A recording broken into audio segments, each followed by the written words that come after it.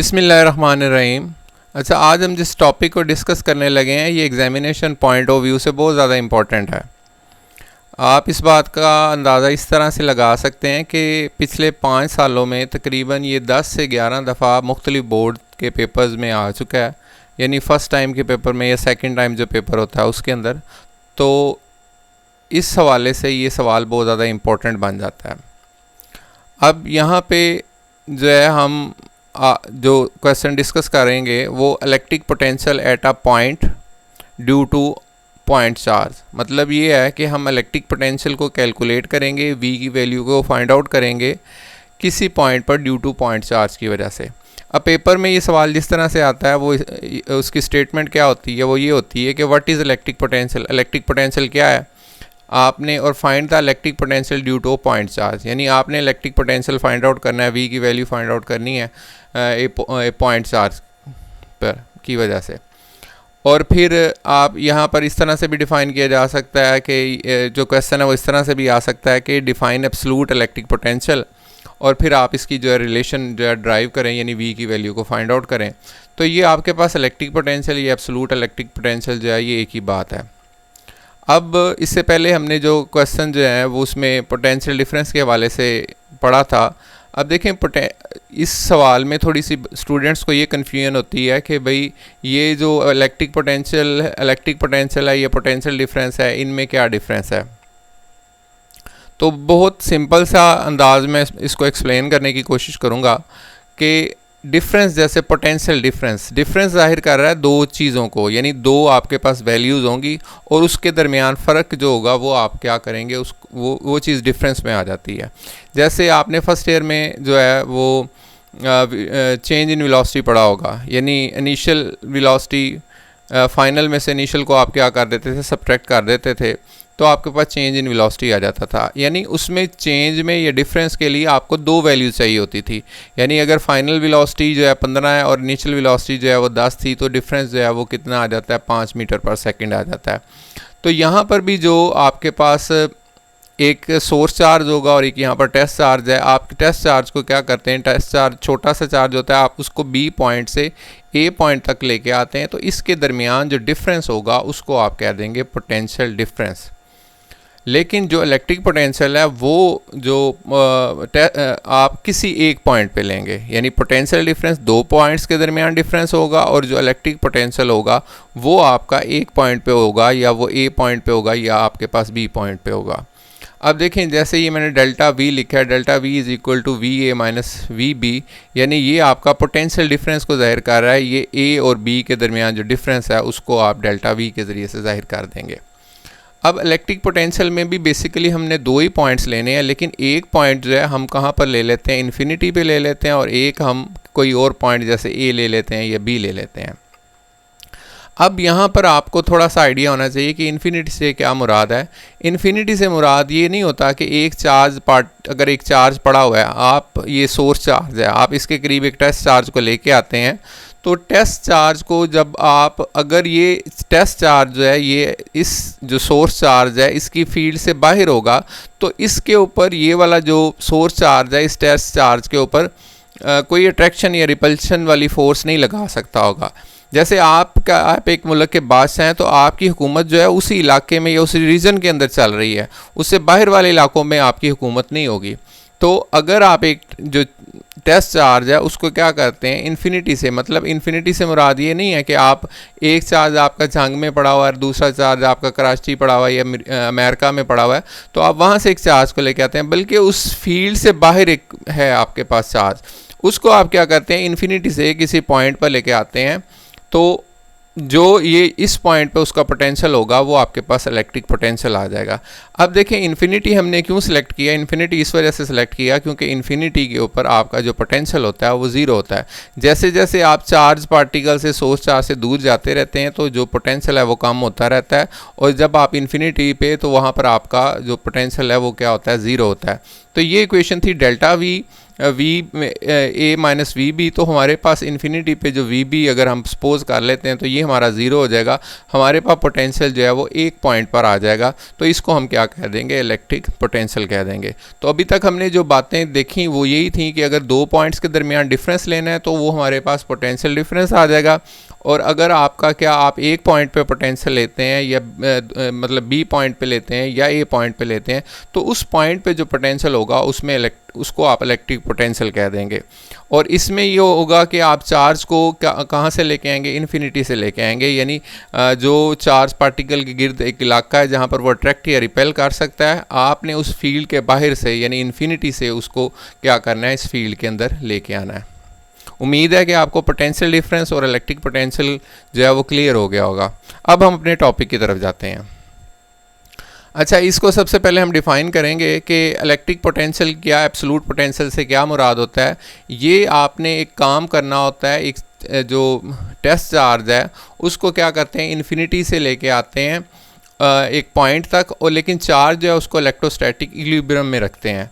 अब देखें यहाँ पर हमारे पास इस तरह से है कि दो चीज़ें हमारे पास आ गई हैं, यानी डिफ़ाइन ऐसे किया, it is the amount of work done in moving a unit positive charge from infinity. यानी आपने क्या किया, काम किया, एक मूव किया, हरकत दी है एक यूनिट पॉजिटिव चार्ज को जो आपके पास टेस्ट चार्ज है, इन्फिनिटी से लेके आए हैं टू द पॉइंट, एक पॉइंट तक। यानी आपने क्या किया, इन्फिनिटी से एक पॉइंट तक आप लेके आए। जैसे मैं कहता हूँ ये ये आपके पास एक चार्ज था, इसके गिर्द एक इलाका था, यहाँ से आप क्या करते हैं, चार्ज को इधर से इधर लेके आते हैं। यहाँ पर हमने दो पॉइंट सपोज किए हुए हैं, ये नेक्स्ट डिटेल में आपको पता चल जाएगा कि किस तरह से हमने ये बी पॉइंट या ए पॉइंट हमने क्यों सपोज किया है। लेकिन हमने डेफिनेशन में क्या कहा है कि हमने इन्फिनिटी से लेके आना है एक पॉइंट तक, बी तक या ए तक। अब देखें, ये इन्फिनिटी का पहले भी मैंने आपको कॉन्सेप्ट क्लियर कर दिया था। इन्फिनिटी से मुराद ये है कि वो इलाका यानी चार्ज के गिर्द एक इलाका है जहाँ वो अट्रैक्शन या रिपल्शन उसकी एक कर सकता है, लेकिन उससे बाहर वाला इलाका है। यानी जैसे आप बादशाह हैं तो आपकी एक हुकूमत है, आपकी वैल्यू उस रीजन के अंदर है, उससे बाहर आपकी वैल्यू नहीं है जितनी आपकी उस रीजन के अंदर या अपने मुल्क के अंदर है। तो इसी तरह से ये आपके पास जो टेस्ट चार्ज होगा बहुत छोटा सा नन्हा मुन्ना सा चार्ज होगा जिसको आप लेके आएंगे इन्फिनिटी से उस जो सोर्स चार्ज के पास। अच्छा, ये इन्फिनिटी का हमें क्लियर हो गया कि इन्फिनिटी जो है क्या होती है। फिर उसके बाद दूसरी बात आ जाती है कि आपने इसको क्या रखना है, इलेक्ट्रोस्टैटिक इक्विलिब्रियम। इसमें आपने इसको चार्ज को जो है ना वो आपका मेंटेन होना चाहिए। अब इससे क्या मुराद है, इससे मुराद ये है, ये दो तीन पॉइंट्स मैं बता रहा हूँ, ये जस्ट आपको समझाने के लिए, इसका मतलब टॉपिक से कोई बहुत ज़्यादा लिंक्ड नहीं है, लेकिन आपको जो है ना कॉन्सेप्ट होना चाहिए कि ये डेफिनेशन में वो कहना क्या चाह रहा है, ये जो मुख्तलिफ बातें लिखी गई हैं उसका मतलब क्या है। अब इससे मुराद ये है कि आपका जो ये वाला टेस्ट जो आपका सोर्स चार्ज है जिसके करीब आप एक टेस्ट चार्ज को लेके आते हैं, ये इस तरह नहीं होना चाहिए कि ये आप इधर से किसी चार्ज को लेके आएं और वो इसकी इलेक्ट्रिक फील्ड को डिस्टर्ब कर दे। मतलब वो चार्ज इतना छोटा सा होना चाहिए जिसको आप सोर्स टेस्ट चार्ज कह देते हैं कि वो इसकी इलेक्ट्रिक फील्ड को डिस्टर्ब ना करे, बल्कि जो इसकी यानी आप दूसरे लफ्ज़ों में आप कह सकते हैं कि ये इलेक्ट्रोस्टैटिक इक्विलिब्रियम में ही रहे। अच्छा, इसके बाद एक बहुत ज़्यादा इम्पॉर्टेंट चीज़ है कि जब आपने एक टेस्ट चार्ज को लेके आना है इन्फिनिटी से इस पॉइंट तक या बी पॉइंट से ए पॉइंट तक, तो आपने चार्ज को बहुत ज़्यादा स्लो लेके आना है। यानी आप बी से पॉइंट से ए की तरफ आ रहे हैं, चार्ज को लेके आ रहे हैं, तो आपने बी से ए की तरफ जब लेके आना है तो चार्ज पार्टिकल को बहुत ज़्यादा स्लो लेके आना है। यानी इतना स्लो होना चाहिए कि उसकी वेलोसिटी जो है निग्लिजिबल हो, ना होने के बराबर हो, या दूसरे लफ्ज़ों में मैं कह देता हूँ कि वेलोसिटी जो है वो ज़ीरो हो। अच्छा, वेलोसिटी अगर ज़ीरो होगी तो लाजमी बात है आपकी काइनेटिक एनर्जी जो है वो उसकी क्या हो जाएगी, ज़ीरो हो जाएगी। अब देखें, हमने जो इक्वेशन बनानी होती है उसको हमने कोशिश करना होता है वो कॉम्प्लिकेटेड ना हो। जैसे हम फर्स्ट पार्ट में हमने पढ़ा था, हमने प्रोजेक्टाइल मोशन पढ़ी थी, या हम फ्लूइड के हवाले से मुख्तलिफ 6th चैप्टर में पढ़ा था, तो हम वहाँ पर आइडियल कंडीशन लेते थे, आइडियल फ्लूइड ले लेते थे। तो यहाँ पर भी आपने जो बी से ए की तरफ चार्ज को मूव करना है उसकी वेलोसिटी को इतना एक स्लो रखना है कि ये जो है ना इसमें काइनेटिक एनर्जी प्रोड्यूस ना हो, ताकि हमारी इक्वेशन जो है वो कॉम्प्लिकेटेड ना हो मज़ीद। यानी अगर हम काइनेटिक एनर्जी चेंज कर वो इसको तेज़ी से लेके जाएंगे तो काइनेटिक एनर्जी भी होगी और फिर काइनेटिक एनर्जी का फैक्टर भी इन्वॉल्व हो जाएगा और इक्वेशन हमारी कॉम्प्लिकेटेड हो जाएगी। इस वजह से हम जो इक्वेशन है उसको कोशिश करते हैं कि सादा बिल्कुल मतलब सिंपल अंदाज में हम जो है फाइनल रिजल्ट तक पहुँच जाएँ। अब ये वाली कुछ आपके पास इक्वेशंस हैं जो यहाँ पर इस्तेमाल होंगी। आपको ये अगर तैयार होंगी तो आगे आपके लिए काफ़ी ज़्यादा आसानी हो जाएगी। तो इलेक्ट्रिक फील्ड हमारे पास क्या होती है, फोर्स पर यूनिट चार्ज होती है। लेकिन अगर हम इलेक्ट्रिक फील्ड जो है कैलकुलेट करते हैं इलेक्ट्रिक फील्ड इंटेंसिटी को ड्यू टू पॉइंट चार्ज, तो हमारे पास फार्मूला आ जाता है 1/4 pi epsilon not Q over are square. यानी ये भी इलेक्ट्रिक फील्ड है इंटेंसिटी और ये भी इलेक्ट्रिक फील्ड इंटेंसिटी है। ये आपके पास जस्ट फार्मूला बता रहा है फोर्स पर यूनिट चार्ज, और ये क्या कर रहा है electric field intensity due to a point charge बता रहा है। यहाँ पर आपके पास जो है ना एक डिस्टेंस के लिहाज से वेरिएशन भी पता चलती है कि डिस्टेंस के लिहाज से आपकी इलेक्ट्रिक फील्ड में क्या चेंज आता है। फिर उसके बाद जो आपका इलेक्ट्रिक पोटेंशियल क्या होता है, वर्क पर यूनिट चार्ज है। अब देखें electric potential due to a point charge जो आज हम प्रूव करेंगे वो V is equal to 1/4 pi epsilon not Q over R है। और यहाँ पर देखें V का जो है ना R के साथ रिलेशन आ रहा है, यानी इलेक्ट्रिक पोटेंशियल R के साथ कैसे चेंज हो रहा है। ये वाली इक्वेशन आपने पहले प्रूव की हुई है, यानी delta V is equal to minus E delta R है। अब इधर हमारे पास जो है ना दो चीज़ें हैं। एक अब देखें ये अगर इक्वेशन आपको ऊपर वाली इक्वेशन और ये वाली इक्वेशन अगर आपको आती है या तैयार है तो आगे ये समझें कि सवाल आपका तकरीबन ख़त्म हो चुका है। मीन के हम इसमें क्या करेंगे, वैल्यूज़ पुट करेंगे और हमारा जो है ना वो आगे उसका जो है ना सॉल्व हो जाएगा और हमारा रिज़ल्ट आ जाएगा।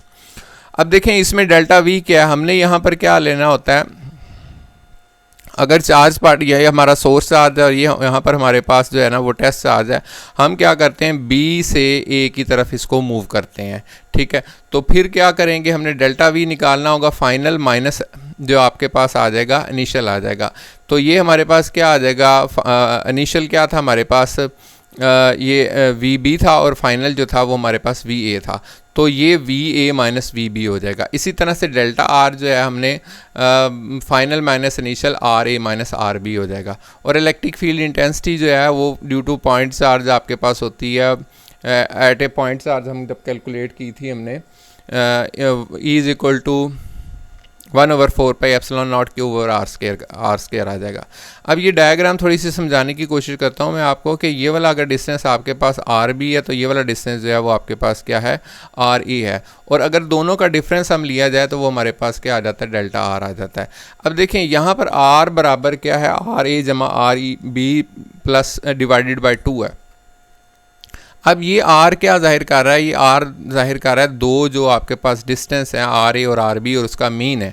मीन निकालने का क्या तरीका होता है, अगर आपके पास दो वैल्यूज़ हों, जैसे आपके पास एक वैल्यू ये है और एक वैल्यू आपके पास ये है, तो आपने अगर जो है मीन निकालना हो तो आप क्या करते हैं, पहली वैल्यू और दूसरी वैल्यू को आपस में प्लस कर देते हैं और 2 पे तकसीम कर देते हैं। लेकिन अगर आपके पास 3 वैल्यूज़ हो जाती हैं तो आप क्या करेंगे, पहली जमा दूसरी जमा तीसरी तकसीम क्या कर देंगे, 2 पर कर देंगे। तो ये जो इक्वेशंस हैं ये आगे इस्तेमाल होंगी। अब देखें फिर हम वही वाला फार्मूला लिखते हैं, delta V is equal to minus E delta R आ गया। यहाँ पर हमने वैल्यू पुट कर दी VA minus VB is equal to minus E RA minus RB। इस इक्वेशन के अंदर जब हमने वैल्यूज़ पुट की हैं तो ये हमारे पास इक्वेशन बन गई है। अब देखें यहाँ पर हम क्या करते हैं, E की वैल्यू को इसकी E की वैल्यू को पुट करते हैं। E की वैल्यू मैंने आपको इस वजह से पहले वैल्यूज़ लिखवा दी थी ताकि आगे इस्तेमाल होनी और हमें पहले पता होना चाहिए कि E की वैल्यू क्या है। अब E की वैल्यू होती है 1/4 pi epsilon not Q over R का स्क्वायर आ जाएगा। यहाँ VA minus VB is equal to minus 1/4 pi epsilon not Q over R square RA minus RB आ गया। अब देखें ये इक्वेशन जो है ना, बाकी तो सारी चीज़ें एक जैसी लग रही हैं, जैसे यहाँ पर VA है, यहाँ पर हमारा VB है, यहाँ RA है, यहाँ पर RB है, लेकिन ये R स्क्वायर जो है थोड़ा सा डिफरेंस लग रहा है, हमें डिफरेंट लग रहा है। तो हम क्या करते हैं, R स्क्वायर की जो है वैल्यू को कैलकुलेट करते हैं। R स्क्वायर की वैल्यू को फाइंड आउट करने के लिए जैसे मैंने आपको पहले एक फार्मूला बताया था कि R बराबर क्या होता है, RA जमा RB डिवाइडेड बाई 2 हो जाता है। अब यहाँ पे जो है ना हम क्या करते हैं आर बी जो है ना इसकी वैल्यू को पुट करते हैं। ये मैंने डायग्राम जो है वो आपको दिखाई हुई है कि आपके पास आर बी किसके बराबर होगा। सपोज मैं कहता हूँ ये आर बी आपके पास जो डिस्टेंस है, ये आपके पास जो एक मिनट, ये मैं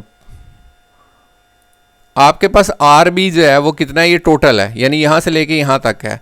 अब यहाँ से लेके यहाँ तक आर ए है, और इसमें अगर आर ए में डेल्टा आर आप जमा करते हैं तो ये आर बी बनता है, यानी ज़्यादा डिस्टेंस आपके पास आर बी है। और अगर इसके दो हिस्से हैं जैसे आर ए है और ये हमारे पास डेल्टा आर है, तो ये हमारे पास क्या हो जाएगा, यानी आर बी हम कह सकते हैं, आर बी की जगह हम लिख सकते हैं डेल्टा आर जमा आर ए। तो ये हमारे पास आर बराबर क्या हो जाएगा, आर ए जमा डेल्टा आर जमा आर ए डिवाइडेड बाय क्या हो जाएगा 2, क्योंकि हमने आर बी की वैल्यू जो है यहाँ पर पुट कर दी है। आर बी क्या था हमारे पास, डेल्टा आर जमा आर ए। अच्छा एक बात आपने याद रखनी, जब आप बी से ए की तरफ जाते हैं तो देखें इलेक्ट्रिक फील्ड क्या होती है 1/4 pi epsilon not Q over R का स्क्वायर। तो आर जो है वो अगर चेंज होता है, आर अगर तब्दील होगा तो लाजमी बात है ई की वैल्यू जो है वो भी चेंज हो जाएगी। अब अगर ई की वैल्यू चेंज होती है तो हमारी इक्वेशन मज़ीद कॉम्प्लिकेटेड हो जाती है। तो हम क्या करेंगे, यहाँ तो मैंने बहुत ज़्यादा खुला खुला करके बनाया हुआ है, लेकिन हमने ये करना है कि ये दो पॉइंट्स जो है ना बहुत ज़्यादा करीब करीब ले लेने हैं। इतने करीब ले लेने हैं कि जैसे मैं कहता हूँ कि ए पॉइंट जो है वो 3 सेंटीमीटर के फासले पे है और बी पॉइंट जो है सपोज 3.1 सेंटीमीटर, यानी ये अब दिखा जाए तो डिस्टेंस 0.1 का डिफरेंस बन जाता है। तो ये डिफरेंस जो है ना होने के बराबर है, ताकि हमारी जो इलेक्ट्रिक फील्ड है उसके अंदर वेरिएशन ना हो। जो इलेक्ट्रिक फील्ड आपके पास ये इंटेंसिटी का फार्मूला था इसमें तब्दीली ना हो, क्योंकि ये आर के साथ जो है ना इसकी वैल्यू जो है तब्दील हो जाती है। और दूसरी मैंने बात आपको बताई थी कि बी से जब आपने ए की तरफ आना है तो इंतहाई स्लो अंदाज में आना है, कि बिल्कुल आप ये समझेंगे ऐसे मूव करेंगे कि जिस तरह से इसकी वेलोसिटी ज़ीरो है या ना होने के बराबर है। बुक में हो सकता है ये वेलोसिटी वाला केस उसने मेंशन ना किया हो, यानी इसकी डिटेल ना मेंशन की हो, लेकिन ये आपको पता होना चाहिए कि हमने जो है ना इक्वेशन को, जैसे ई को हमने जो है ये जो पाथ है हमने उसको जैसे हम छोटे छोटे हिस्सों में तकसीम कर लेते हैं, तो ए और बी पॉइंट जो हमने बनाए हैं तो ये इसके पाथ को जो है ना वो छोटा करने के लिए किया है, ताकि जो वेरिएशन है वो कम से कम हो जाए। फ़र्ज़ कर लेते हैं मैं कहता हूँ एक सड़क है जो यहाँ से लेके यहाँ तक 100 किलोमीटर लंबी है, लेकिन अगर ये डिफरेंस देखा जाए तो 100 किलोमीटर का है, लेकिन अगर मैं इतने छोटे छोटे इसके हिस्से बना लेता हूँ या 100 हिस्से बना लेता हूँ या 1000 हिस्से बना लेता हूँ, तो फिर हर हिस्से का जो डिफरेंस है वो किलोमीटर्स में बहुत थोड़ा हो जाएगा। और अगर मज़ीद छोटे करता हूँ तो हो सकता है सेंटीमीटर्स या मीटर्स में आ जाएगा। तो अच्छा अब हम अपनी इक्वेशन की तरफ चलते हैं। ये हमने जब वैल्यू पुट की है इसके अंदर, तो हमारे पास जो है वो आपके पास आ जाएगा ये जो आर ए है और आर ए है, ये दोनों आपस में क्या हो जाएंगे, एड अप हो जाएंगे, जमा हो जाएंगे। आर ए और आर ए जमा हो जाएगा, 2RA हो जाएगा, और डेल्टा आर हमारे पास इसी तरह से आ जाएगा, और ये हमारे पास नीचे क्या हमारे पास 2 है। इससे नेक्स्ट देखते हैं। अब देखें ये हमारी पिछली वाली इक्वेशन ही है कि अब इसको क्या करते हैं हम, ये इसको अलग-अलग लिख देते हैं, यानी इस इक्वेशन के नीचे भी 2 डिवाइड हो रहा है और इस इक्वेशन के नीचे भी 2 डिवाइड हो रहा है। तो ये हमारे पास क्या आ जाएगा, 2RA डिवाइडेड बाय 2 हो जाएगा, और डेल्टा आर डिवाइडेड बाय क्या हो जाएगा हमारे पास 2 हो जाएगा। अब यहाँ पर 2 से 2 जो है वो हमारा क्या हो जाएगा, कैंसिल हो जाएगा। तो आर बराबर क्या हो जाएगा, RA plus delta are divided by 2 हो जाएगा। अब देखें हमें क्या आर की वैल्यू चाहिए थी, जो पहले हम जो इक्वेशन हल कर रहे हैं, हमने आर को फाइंड आउट करना है या आर स्क्वायर को मालूम करना है, तो हमने आर स्क्वायर को मालूम करना था। अब आर स्क्वायर को मालूम करने के लिए हम क्या करते हैं, इसका दोनों साइड पे स्क्वायर ले लेते हैं, इधर भी स्क्वायर ले लेते हैं और इधर भी क्या करते हैं, स्क्वायर ले लेते हैं। जब हम इनका आपस में स्क्वायर लेंगे तो आपको पता है कि a प्लस बी का स्क्वायर बराबर किसके होता है, a का स्क्वायर b का स्क्वायर प्लस 2ab। मीन के पहली वैल्यू का स्क्वायर लेते हैं, दूसरी वैल्यू का स्क्वायर लेते हैं, और फिर क्या लिखते हैं, प्लस 2 लिखते हैं, फिर पहली वैल्यू और आपके पास 2 जो आपके पास ए बी। अच्छा ये मैंने यहाँ पर थोड़ी ये 2 नहीं होना चाहिए था, ये आपका इस तरह से है, यानी a square plus B square plus 2ab हो गया। अब इसको हम क्या करते हैं, इस इक्वेशन को ओपन करते हैं, तो ये हमारे पास आर ए का स्क्वायर हो जाएगा, डेल्टा आर बाई 2 का स्क्वायर हो गया, यानी a स्क्वायर, ये इसका a का स्क्वायर हो गया, ये आपके पास b स्क्वायर, ये आपके पास जो है ना ये वाली इक्वेशन जो है ना यहाँ से ये इसका b का स्क्वायर हो जाएगा, और ये आपके पास क्या आ गया, 2ab आ गया। अब देखें एक डेल्टा आर से मुराद बड़ी वैल्यू होगी या छोटी वैल्यू होगी, क्योंकि आपने जो डिस्टेंस है उनके दरमियान डिफरेंस है वो बहुत ज़्यादा थोड़ा रखा है। और ये हमारे पास छोटी एक वैल्यू आ गई, और फिर जब छोटी वैल्यू को आपने फिर मज़ीद 2 पे तकसीम कर दिया, यानी जैसे अगर मैं कहता हूँ डेल्टा आर 1 है, इसको 2 पे तकसीम कर देंगे तो ये 1/2 हो जाएगा, आधा हो जाएगा, मज़ीद छोटा हो जाएगा। और फिर जब एक छोटी वैल्यू का आप स्केयर ले लेते हैं तो वो मज़ीद छोटी हो जाती है। दूसरे समझाने के लिए मैं ऐसे एग्जांपल दूंगा कि आप बैंक से निकले हैं, आपके पास करोड़ों रुपए है, पर्स वो जो बैग है उसके अंदर सपोज, अब एक बंदा है जिससे आपने 100 रुपया लेना है, तो वो आपको दूर से इशारे कर रहा है कि भाईजान आप 100 रुपया ले लें, मैं आपकी तरफ आ रहा हूँ, ये वो आप उसे दूर से कह देंगे भाई आप ले जाएं 100 रुपया, कोई नहीं ज़रूरत, रख लें आप। तो देखें ये आपके पास जो ये वैल्यू है, ये वाला फैक्टर जो है आपके पास, ये इसकी वैल्यू काफ़ी ज़्यादा छोटी है, तो आपने इसको क्या कर देना है, निगलेक्ट कर देना है। जब आप इसको निगलेक्ट कर देंगे तो इक्वेशन हमारे पास क्या आ जाएगा, आर ए का स्केयर और are a plus delta r आ जाएगा। अब देखें यहाँ पर डेल्टा आर की वैल्यू हमने क्या करना है, इसके अंदर इसकी वैल्यू को पुट कर लेना है। ये हमारे पास क्या था, R B minus R A था, तो ये मतलब ज़्यादा डिस्टेंस में आपने क्या कर दिया, जो थोड़ा डिस्टेंस था उसको सब्ट्रैक्ट कर दिया। तो यहाँ पर आर ए जो है उसको क्या करेंगे, हम अंदर मल्टीप्लाई कर देंगे, ये हमारे पास क्या आ जाएगा, आर स्केयर जो है आर ए का स्केयर, इसी तरह से आर ए का स्केयर आ गया। जब ये पहले इसके साथ मल्टीप्लाई होगा और फिर ये इसके साथ मल्टीप्लाई होगा तो आर ए आर बी हो जाएगा और फिर माइनस आर ए का स्केयर हो जाएगा। अब देखें ये वाली वैल्यू और ये वाली वैल्यू आपके पास दोनों सेम है, ये कट जाएंगी, आपके पास आर ए और आर बी आ जाएगा। अब इसको याद करने का तरीका क्या है, आर स्केयर से क्या मुराद होता है, आर स्केयर से मुराद ये होता है कि आर और आर आपस में मल्टीप्लाई हो रहे हैं, ज़रब हो रहे हैं। तो यहाँ पर भी देखें ये आर बी है और ये भी आर है, ये आपस में मल्टीप्लाई हो रहे हैं। मैं मिसाल ले लेता हूँ कि आपके पास आर जो था 3 था और आर ए जो है वो आपके जो आर ए और आर बी है, इनमें बहुत थोड़ा सा डिफरेंस है, यानी ये 3.1 है, ये 3.2 है, या तकरीबन 3 के करीब बन जाते हैं। तो अगर आर ए और आर बी का हम स्केल मल्टीप्लाई करते हैं तो वो भी 9 बनेगा, और अगर आप इसका मीन ले लेंगे और उसका स्केल लेंगे वो भी 9 के करीब बनेगा। ये वैसे मैंने आपको समझाने के लिए जो है ना एग्जाम्पल दी है कि 3 या 3.1 है। अच्छा, हमारे पास इक्वेशन जो थी पहले ये वाली थी, ठीक है ना, इसमें हमने जो सारी पिछली कैलकुलेशन की है वो किसके लिए की है, हमने आर स्केयर की वैल्यू को फाइंड आउट करने के लिए की है। और आर स्केयर की वैल्यू क्या आपके पास आई थी, आर ए और आर बी आया था। लेकिन बुक के अंदर जो है ना वो किस तरह से इसको एक्सप्लेन करता है, वो कहता है कि ये ज्योमेट्रिक मीन और ये आपके पास अरिथमेटिक मीन, ये जो फर्स्ट ईयर में मैथ पढ़ते हैं उनको इस ज्योमेट्रिक मीन और अरिथमेटिक मीन का पता होगा कि मैंने फिर दोबारा इसको इस तरह से भी लिखा जा सकता है कि आर ए और आर ए और आर बी और आर के दरमियान जो ये आपके पास रेशो है ये आपस में एक दूसरे के बराबर आ जाती हैं। फर्स्ट ईयर में ज्योमेट्रिक मीन और जो आपके पास अरिथमेटिक मीन जो है ना इसके हवाले से काफ़ी ज़्यादा डिटेल है, चूँकि हमारे टॉपिक में अगर हम इसको भी एक्सप्लेन करने लग जाएंगे तो टॉपिक में जो ये मज़ीद जो है ना लेंथी हो जाएगा। जस्ट आप ये रखें कि वो अगर इक्वल करते हैं तो ये रेशो भी आपस में बराबर हो जाती हैं। तो यहाँ से आर के साथ मल्टीप्लाई हो जाएगा, आर स्केयर हो जाएगा, आर ए आर बी हो गया। जैसे मैंने आपको पहले भी बताया कि आर अगर ये बहुत करीब करीब हैं तो इन दोनों का प्रोडक्ट जो है वो आर स्केयर के बराबर ही होना है।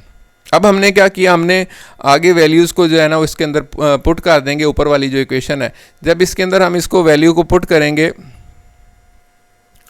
तो हमारे पास जो है ये वाली इक्वेशन बन जाएगी। अब इसमें हमने क्या कर दिया, आर स्केयर की वैल्यू को पुट कर दिया जो कि आपके पास क्या थी, आर ए आर बी था। यहाँ पे फिर इसी तरह से v A minus we B is equal to -1/4 pi epsilon not Q over R A R B और R A minus are b है, ठीक है, ये वो वाली ऊपर वाली इक्वेशन थी।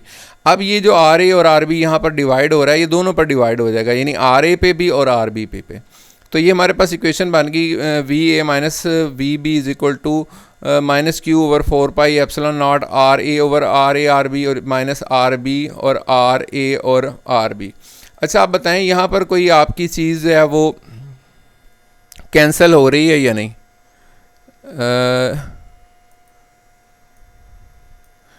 इस इक्वेशन के अंदर आप ये बताएं कि कौन सी कोई चीज़ जो है वो यहाँ पर हमारी कैंसिल हो रही है या नहीं। तो ये हमारा जो है आर ए जो है वो आर ए के साथ कैंसिल हो जाएगा और आर बी जो है वो आर बी के साथ कैंसिल हो जाएगा। तो हमारी इक्वेशन बन जाएगी v A minus we B is equal to minus Q over 4 pi epsilon not 1 over r b आ जाएगा और 1 ओवर आर ए आ गया। और इसको मज़ीद हम जब करते हैं तो यही इक्वेशन को दोबारा लिख दिया गया। अच्छा, अब हमने क्या करना है, बी पॉइंट। अब हमने तो 2 पॉइंट लिए थे, एक ए पॉइंट लिया था और एक हमने क्या लिया था, बी पॉइंट लिया था। लेकिन जब हमने जो आपका ये इलेक्ट्रिक पोटेंशियल कैलकुलेट करना था तो हमने बात की थी कि हमने एक पॉइंट जो है उसको इन्फिनिटी लेना है। हमने अपनी आसानी के लिए पहले कैलकुलेशन कर ली है और उसमें 2 पॉइंट्स के क्रॉस जो पोटेंशियल है उसको हमने देख लिया। अब हम ये करते हैं कि बी पॉइंट जो है उसको हम कहाँ पर ले लेते हैं, इन्फिनिटी पे ले लेते हैं। अगर बी पॉइंट को हम इन्फिनिटी पे ले लेते हैं, यानी 1 यहाँ पर, तो आर बी की जगह हम क्या लिख देंगे, इन्फिनिटी लिख देंगे, और 1 ओवर इन्फिनिटी क्या हो जाता है, 0 हो जाता है। अच्छा, आर बी हमारा जो 1 ओवर आर बी 0 हो गया, और जो इन्फिनिटी है वहाँ पर पोटेंशियल जो है वो क्या हो जाता है, आपका 0 हो जाता है। जैसे मैंने आपको बताया था कि जो चार्ज जो आपके पास सोर्स चार्ज होता है उसके गिर्द एक इलाका होता है जहाँ पर वो अट्रैक्शन या रिपल्शन कर रहा होता है, लेकिन उससे बाहर वाले इलाके में उसकी पोटेंशियल नहीं होता, उसकी फील्ड जो है वो नहीं होती। तो यहाँ पर जब हम वैल्यूज इस इक्वेशन के अंदर पुट करेंगे, यानी जो वी बी है इसको 0 कर देंगे और 1 ओवर आर बी इसको 0 कर देंगे, तो हमारे पास इक्वेशन जो है ना इस तरह से बन जाएगी, यानी V A minus 0 is equal to Q over 4 pi epsilon not 1 over R A minus 0 हो गया। तो यहाँ पर आगे मजीद देखेंगे तो ये हमारे पास इस तरह से इक्वेशन हो जाएगी, v is equal to 1 over 4 pi epsilon nought k over are a हो गया। उसको मजीद सिंपल लिखते हैं तो v is equal to 1 over 4 pi epsilon not Q over r आ गया। अब देखें ये इक्वेशन किस चीज़ के पे डिपेंड कर रहा है, वी जो है वो डिपेंड कर रहा है क्यू पे डिपेंड कर रहा है, और दूसरा किस पर डिपेंड कर रहा है, आर पर डिपेंड कर रहा है। अगर क्यू ज़्यादा हो जाएगा तो वी जो है वो भी ज़्यादा हो जाएगा, अगर क्यू कम होगा तो वी कम होगा। अगर दूसरी चीज़ आ जाती है, आर पर भी डिपेंड कर रहा है। नीचे वाली चीज़ अगर ज़्यादा हो तो जवाब कम हो जाता है, अगर नीचे वाली चीज़ कम हो तो जवाब ज़्यादा हो जाता है। तो अगर हम ग्राफ बनाते हैं, ये कुछ एक्स्ट्रा पॉइंट्स है एमसीक्यूज़ के से रिलेटेड, मैं आपको कुछ चीज़ें बता रहा हूँ, लेकिन सवाल हमारा जो है यहाँ पर ख़त्म हो गया। अब यहाँ पे अगर हमने इसके दरमियान रिलेशन बनाना है, ग्राफ बनाना है, तो अगर ये देखें, ये आपने एक ग्राफ बना दी, इधर v ले लिया, इधर आपने v की वैल्यू को ले लिया, और इधर आपने किसकी वैल्यू को ले लिया, r की वैल्यू को ले लिया। तो जैसे अगर v की वैल्यू ज़्यादा है तो आपके पास r की वैल्यू कम है, जैसे ये आपके पास जैसे इन्वर्सली प्रोपोर्शनल होते हैं, और जहाँ पर r आपका ज़्यादा है वहाँ पर v की वैल्यू जो है वो क्या है, कम है। अच्छा, इसके अलावा एक और चीज़ यहाँ पर इंटरेस्टिंग है कि अगर जो r है, ठीक है, किसी पॉइंट पर r अगर तब्दील नहीं होता तो आपका v जो है वो तब्दील नहीं होगा। तो ऐसी सरफेस को आप क्या कह देंगे, इक्वी पोटेंशियल जो है ना सरफेस। जैसे ये आपके पास एक डायग्राम है, तो यहाँ पर एक पॉइंट मैं कह देता हूँ ये है, और एक पॉइंट जो है वो ये है। अब इसका जो 4 से डिस्टेंस है और इस पॉइंट का जो 4 से डिस्टेंस है r है वो सेम है। अब जब इन पॉइंट्स का, या इसके अलावा इस रास्ते पे जितने भी, ये जो मैंने रेड किया है, वहाँ पे जितने भी आपके पास r की वैल्यू होगी वो क्या होगी, सेम होगी। तो इस जो पूरे ये आपके पास ये सर्कल है, यहाँ पर r चूँकि नहीं तब्दील हो रहा, इस वजह से यहाँ पर पोटेंशियल भी तब्दील नहीं हो रहा, इसी वजह से इसको आप क्या कह देंगे, इक्वी पोटेंशियल सरफेस कह देंगे। सेम इसी तरह से इसके अलावा जितने भी सर्कल्स हैं वहाँ पर आपके पास r की वैल्यू नहीं चेंज हो रही, तो आप उसको इक्वी पोटेंशियल सरफेस कह देंगे। अच्छा, अब ये थोड़े से दोबारा मैं इस टॉपिक को हमारा ख़त्म हो गया, लेकिन कुछ फार्मूले याद करने के लिए मैंने ये इसको लिखा है। आप ये तीनों को देखेंगे तो आपको बहुत सी चीज़ें जो है वो क्लियर हो जाएंगी और तैयार भी हो जाएंगी। अब फोर्स हमारे पास क्या होता है, 1 over 4 pi epsilon naught Q1 Q2 over are square है। जब हम 1 ओवर एप्सिलॉन नॉट की कीमत दर्ज कर देते हैं तो हमारे पास क्या आ जाता है, K Q1 Q2 over R का स्क्वायर आ गया। अच्छा, ये हमारे पास फोर्स का फार्मूला आ गया। अब देखें, इलेक्ट्रिक फील्ड जो आपके पास इलेक्ट्रिक फील्ड इंटेंसिटी है ड्यू टू पॉइंट चार्ज, हमारे पास E is equal to 1 over 4 pi epsilon naught Q over are square, और आर हमारे पास जो है ना यूनिट वेक्टर है। तो ये देखें, इस ऊपर वाले फार्मूले और नीचे वाले फार्मूले में क्या डिफरेंस है, ये अब आप लोगों ने बताना है कि ऊपर वाले में और नीचे वाले में क्या डिफरेंस है। तो देखिए, Q का डिफरेंस है, वहाँ पर Q 2 है, यहाँ पर Q 1 है, और जब आप 1 ओवर 4 पाई एप्सिलॉन नॉट की जगह K लिखते हैं तो ये हमारे पास क्या आ जाता है, E is equal to K Q over R का स्क्वायर आ जाएगा। और इसके बाद हमारे पास V है, V जो अभी फार्मूला आपने साबित भी किया है, मतलब उसकी इक्वेशन आपने प्रूव की है, तो वो is equal to 1 over 4 pi epsilon naught Q over R के स्क्वायर, R है सिंपल, और अगर आप 1 ओवर 4 पाई एप्सिलॉन नॉट की जगह K लिखते हैं तो Q ओवर R आ गया। तो ये देखें, यहाँ पर Q 2 है, यहाँ पर Q 1 है, और यहाँ पर Q भी 1 है और R भी 1 है। तो इस तरह से आप इन तीनों जो इक्वेशंस हैं उनको मतलब तैयार कर सकते हैं। उम्मीद है आपको काफ़ी हद तक ये क्लियर हो गया होगा। अगर इसमें कोई भी ऐसा पॉइंट जो है आपको क्लियर नहीं हुआ तो आप जो है कमेंट सेक्शन में आप बता सकते हैं। इंशाल्लाह पूरी कोशिश की जाएगी कि आपको उस हवाले से जो है रिप्लाई किया जाए। तो बहुत बहुत शुक्रिया आपका।